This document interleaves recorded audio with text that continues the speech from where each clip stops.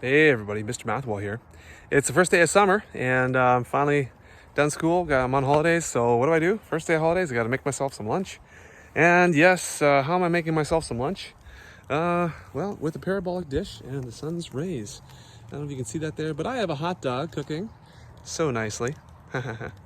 At the focal point of this parabolic dish, I'm collecting the sun's rays to focus it on this hot dog that really is very happy. I don't know if you can see that.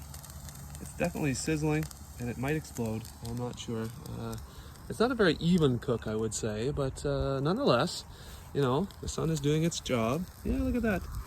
Quite the burn spot in the middle there. Isn't that cool? It's been on there for like 2 minutes, like not even 2 minutes. So yeah, if you ever want to coat your old parabolic, satellite dish in commercial grade, foil, reflective foil, you can burn a lot of stuff.